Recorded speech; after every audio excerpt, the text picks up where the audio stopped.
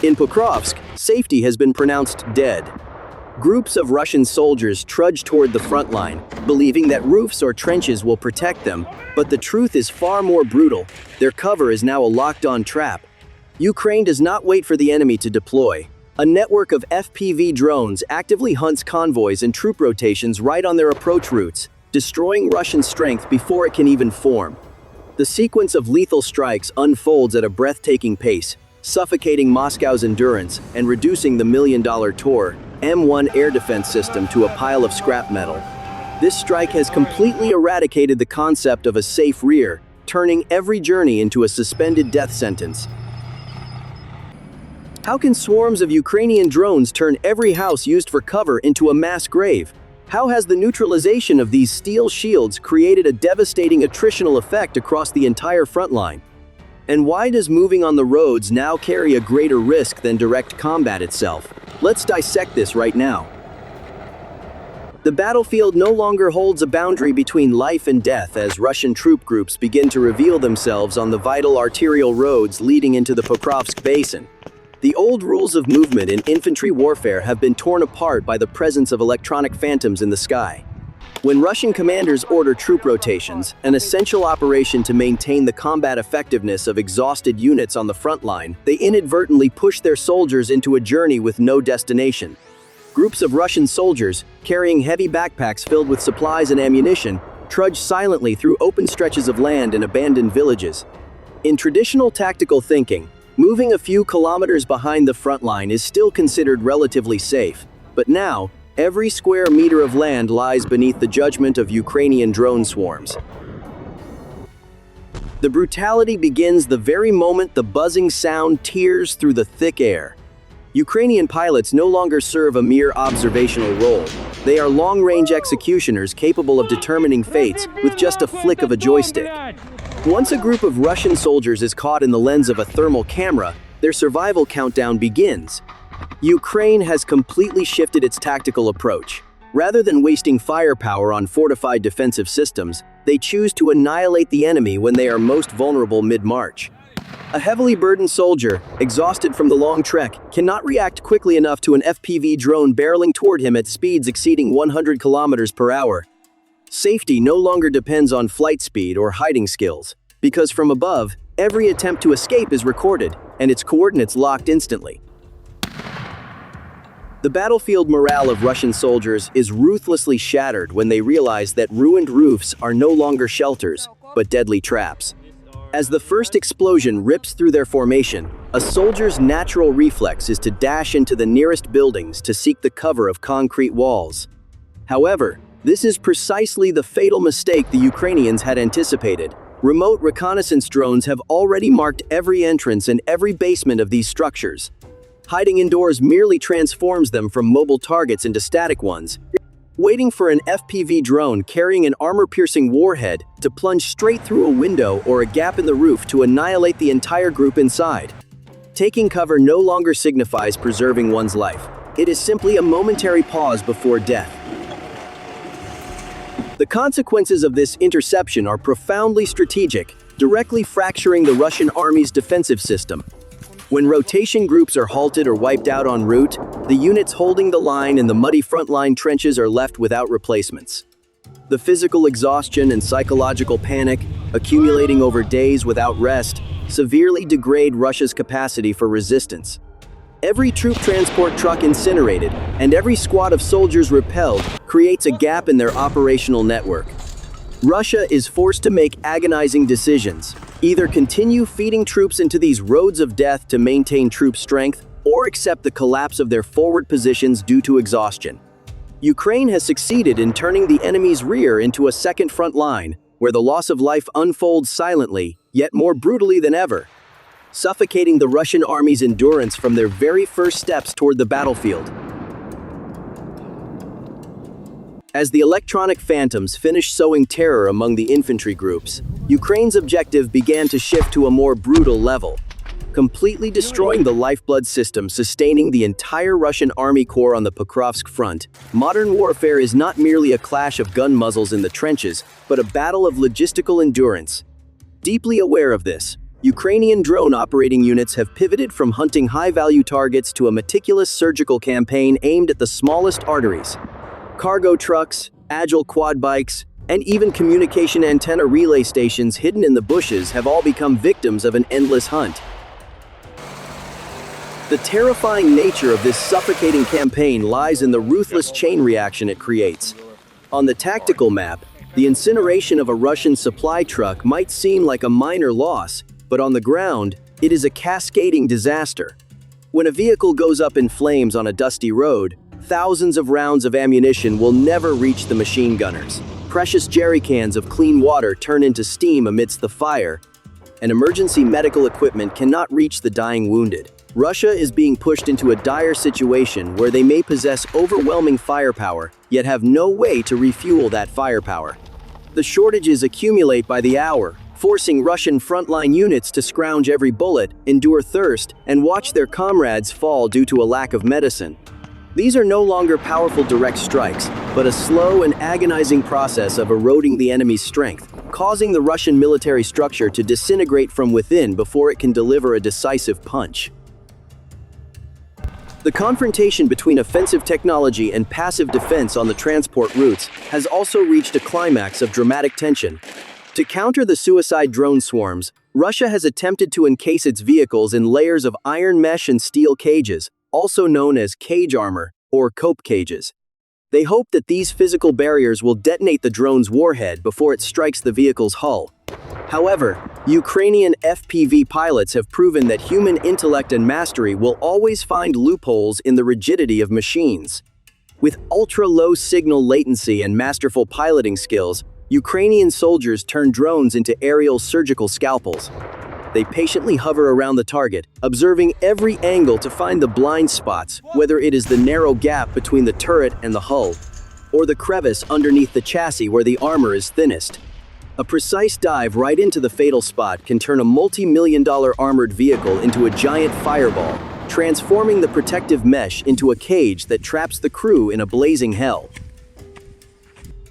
The patience of Ukrainian drone squads has turned Russian logistical transport into a game of life and death with hopelessly low odds of winning. Russian truck drivers now face an immense psychological pressure. Every meter of road they traverse could be their last. They must drive at frantic speeds, disregarding the rough terrain to evade pursuit, but this very haste often leads to accidents or exposes their positions through thick clouds of dust.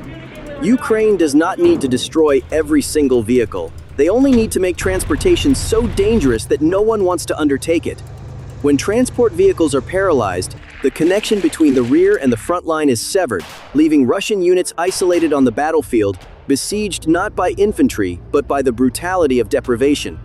This is the very essence of a modern war of attrition. There is no need to seize territory, only to destroy the ability to sustain life on that territory, forcing the enemy to collapse under their own weight. The charred wrecks of vehicles scattered along the roads are not merely the remnants of metal, they are testaments to the failure of a massive logistical system against cheap yet highly potent flying devices. The collapse of these arteries has paved the way for a much worse scenario for Russia, as even the most powerful air defense shields are beginning to be mercilessly dismantled. The collapse of the Russian logistics system and rotation squads is merely a prelude to a worse scenario, where even the proudest boasts of Moscow's defense industry are brought to their knees. Once Ukrainian drone swarms have wiped out mobile targets on the ground, their next objective becomes the guardian deities of the sky-short and medium-range air defense systems originally designed to create an impenetrable no-fly zone. The pinnacle of tactical humiliation for the Russian army is the moment the Tor M1 system, a war machine valued between $25 and $30 million, is subdued by a manually operated flying device that costs less than a smartphone. The Tor M1 is not a trivial target. It is a sophisticated mechanical entity possessing a 4-person crew and a phased array radar system capable of simultaneously tracking 48 targets and locking onto threats from tens of kilometers away. In traditional military doctrines, the Tor M1 is the steel shield protecting convoys and troop clusters from aerial attacks. However, In this confrontation, asymmetric in terms of value but overwhelming in tactical thinking at Pokrovsk, this monster has exposed fatal vulnerabilities. Ukrainian drone pilots, with cold composure, have thoroughly exploited the blind spots of a radar system optimized to hunt fighter jets or large cruise missiles, rather than a tiny plastic drone flying close to the ground and hiding within terrain clutter. The duel between the FPV drone and the Tor, M1 is a prime example of the shift in decision-making paradigms on the modern battlefield. Ukrainian pilots do not attack head-on into the front of the vehicle, where there is thick armor and early warning sensors. Instead, they execute evasive flight paths, approaching from behind or from high angles hidden from the horizontal scanning radar's field of view. As the tiny FPV drone swoops down like a hunting falcon, aiming straight for the engine compartment or the missile storage area of the Tor, M1, Russia's entire multi-million-dollar defense system is completely powerless. A deafening explosion rings out, followed by thick plumes of black smoke rising from what was once considered invincible. Russia's loss of a system like the Tor, M1 is not simply the loss of an expensive piece of equipment, it is the collapse of a protective roof. When the shield is smashed, all Russian units in that area suddenly become naked beneath the sky. The collapse of this air defense layer leads to a devastating domino effect. Without the threat from the Tor, M1 or similar systems, long-range Ukrainian reconnaissance drones like the Shark or Fly-Eye can fly freely above Russian bases, providing real-time images in ultra-high resolution. This turns Russia's entire rear area into an open stage, where every artillery position, every temporary ammunition depot, or every troop rest stop is exposed. Ukraine no longer has to strike blindly. They can meticulously select targets, prioritizing the most crucial links to destroy, creating a relentless pressure that leaves the Russian army without a single moment to reorganize its forces. At this very moment, the traditional concept of a front line has been officially wiped out completely. In the minds of Russian soldiers, the safety boundary was previously defined by the distance from the range of enemy artillery. But now, with the presence of suicide drone swarms possessing an ever-expanding operational range and the ability to penetrate air defenses, that boundary has vanished. A rest stop 10 kilometers from the front line or a troop staging area 20 kilometers away are both equally dangerous. There is no longer a concept of a safe rear. Every meter of road, every bunker, or every bush could be the place that marks the end. Russia is facing a battlefield without depth, where danger can strike from any direction at any time. A sense of panic begins to spread among Russian command levels as they realize that their outdated defensive doctrines are completely bankrupt. Reinforcing with more tanks or armor is meaningless if they are not protected from strikes from above. Yet those very protective systems are being hunted and destroyed first. Russia's confidence is replaced by extreme wariness. They have to start moving troops at night, splitting logistical formations into extremely small groups to minimize damage. But this slows the speed of reinforcement and paralyzes rapid response capabilities.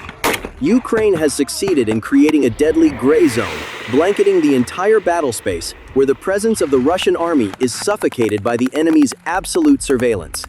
The collapse of these million-dollar shields against cheap drones is not only a technological victory, but a lethal blow to Russia's will to hold on to territories they can no longer protect. What remains on the battlefield are merely fragments of steel and a terrifying silence beneath a sky that now belongs entirely to Ukraine. The drone ambushes in the Pokrovsk region are not only a bloody chapter in the history of the conflict between Russia and Ukraine, but also a death knell for the obsolete military doctrines that have existed for decades. The mass destruction of Russian truck convoys and rotation units has proven a grim truth of the new era. Drones are no longer merely support weapons. They have risen to become the arbiters of the entire battle space. The ability to exercise absolute control over all movement, suffocate logistical arteries, and wipe out the proudest air defense shields has turned the battlefield into a dark zone with no margin for error. When rear areas, geographical distance, and even the toughest layers of steel armor all become deadly traps, the very nature of survival on the battlefield has been altered permanently. In a world where electronic surveillance occurs every second, being seen by the enemy means that a death warrant has been signed. The biggest question right now is not how many more trucks or how many thousands of soldiers the Russian army will lose, but rather how long any traditional army can hold its ground under a sky that constantly seeks to exterminate them with the coldest and most ruthless precision. This is not just a war over territory, but a war of survival adaptation in a new military era fraught with peril. To continue dissecting the most fierce and authentic transformations of modern warfare with us, please hit subscribe to the Military Matrix channel today.